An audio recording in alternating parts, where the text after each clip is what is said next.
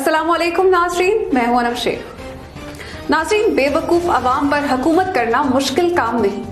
अवाम जाहिल हो, अनपढ़ हो और ऊपर से बेवकूफ हो तो आप इस पर बाआसानी हुक्मरानी कर सकते हैं। और ऐसी अवाम को कौम नहीं कहा जा सकता।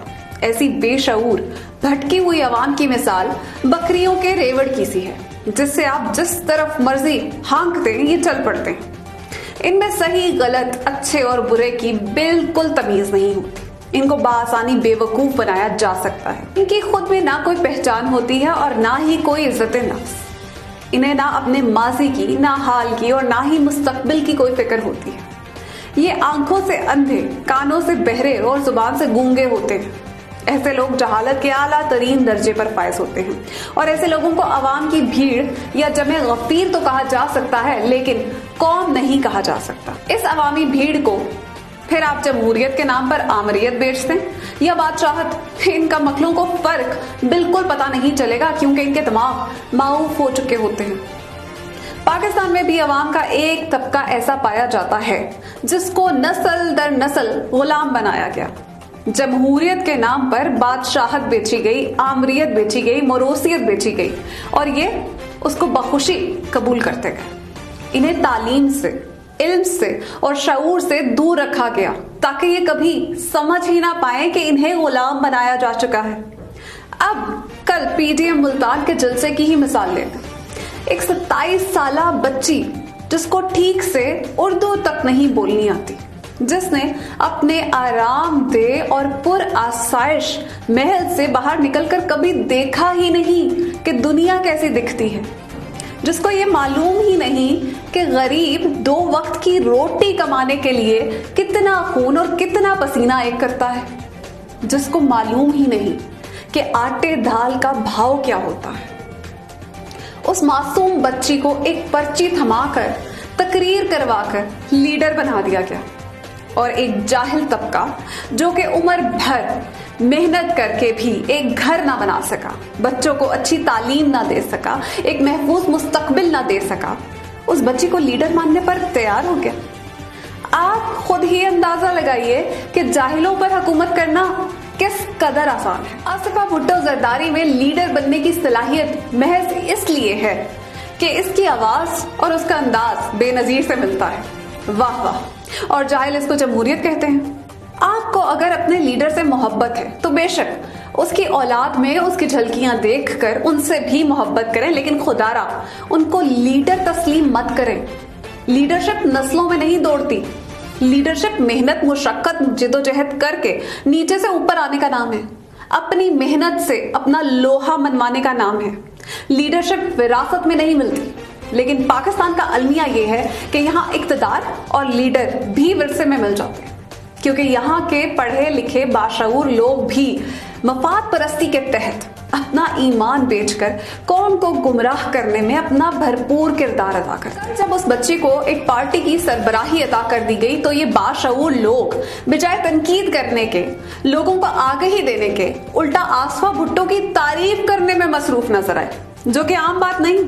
ये अपने फर्ज से बददियानती के मुतरातिफ है। बजाय अवाम को समझाने के कि नस्लों की गुलामी से जान छुड़ाएं, पढ़े लिखे मेहनत कश लोगों को ऊपर उठाएं, वाह वाह करते रहे कि आसफा में बेनजीर की झलकियां नजर आती हैं। अफसोस, इनमें जरा बराबर भी एहसास जिम्मेदारी बाकी नहीं। इनकी मुनाफिकत का आलम तो देखिए कि कल तक इस बात पर दलीलें देते थे कि इमरान खान ईमानदार होगा लेकिन तजर्बाकार नहीं, और आज अंडे से निकलते चूजों की लीडरशिप क्वालिटीज गिनवा रहे हैं। ये वो जाहिल अवाम है जो कहती है कि 22 साल जिदोजहद से ऊपर आने वाला ईमानदार, दयानतदार और निडर लीडर नहीं चाहिए। हमें बेनजीर की झलकियों पर मुल्क और कौम का मुस्तकबिल वारना है। ऐसे लोग कौमें नहीं बनाते। कौमें खानदानों की गुलामी से नहीं बना करती। वॉल्टेयर की एक मशहूर कोटेशन है, उन बेवकूफों को आजाद कराना मुश्किल है जो अपनी ही जंजीरों की इज्जत करते हैं। अब बात करते हैं मरियम नवाज की। मरियम जो कल तक इमरान का नाम लेना भी गवारा नहीं कर रही थी और कहती थी कि तुमसे कौन बात कर रहा है, तुम्हारी क्या अहमियत कि तुम्हारा जिक्र किया जाए, तुम तो कठपुतली हो। और आज सारी तकरीर ही इमरान खान पर कर रही हैं। ये तो वापसी की तमाम कश्तियां जलाकर आई थी, फिर अब वापस मुड़कर कहां जा रही हैं? तो बीबी मान लीजिए कि आपको हकीकी तकलीफ सिर्फ इमरान खान से ही थी, क्योंकि उस शेर दिल ने आप खूनख्वार नाम नेहाद जमहूरी टोले की असलियत बेनकाब कर दी। आपको हकीकी तकलीफ इमरान खान से ही है, क्योंकि आप जानती हैं कि ईमानत में, दयानत में, सदाकत में, काबिलियत में, अहलियत में आप उसका मुकाबला नहीं कर सकती। आप जानती हैं कि उसने अपने जोरे बाजू पर इस मुल्क को दरिंदों से निजात दिलाई, और आप जानती हैं कि वाकई बंदा ईमानदार है। सारी जिंदगी रिस्क हलाल कमाकर खाने वाला बंदा ईमानदार है। क्रिकेट की दुनिया में चैंपियन कहलाने वाला बंदा ईमानदार है। कैंसर अस्पताल से नमल यूनिवर्सिटी तक नामुमकिन ख्वाब की ताबीर बनाने वाला बंदा ईमानदार है।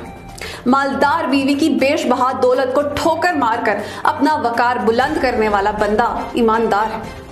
22 साल जद्दोजहद करके फर्श से अर्श तक आने वाला बंदा, अपना लोहा मनवाने वाला, अपनी काबिलियत के दम पर वजीर आजम कहलाने वाला बंदा ईमानदार है।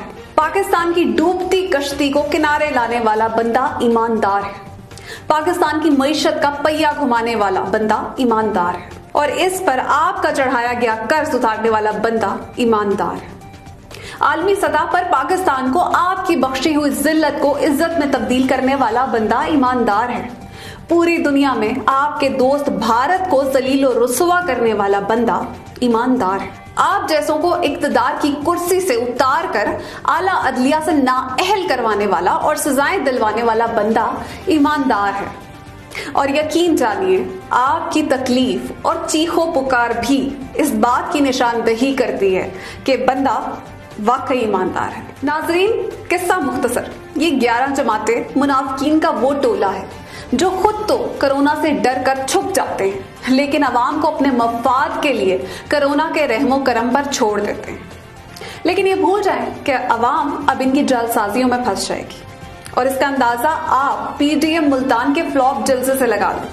जितनी अवाम जलसे में आई थी, इससे ज्यादा तो शादियों में आ जाते हैं। तो अब इनके जलसों में आई अवाम से और इनके पैगाम से अंदाजा लगा लें कि इनके मकासद पाकिस्तान के कितने हक में हैं और कितने खिलाफ।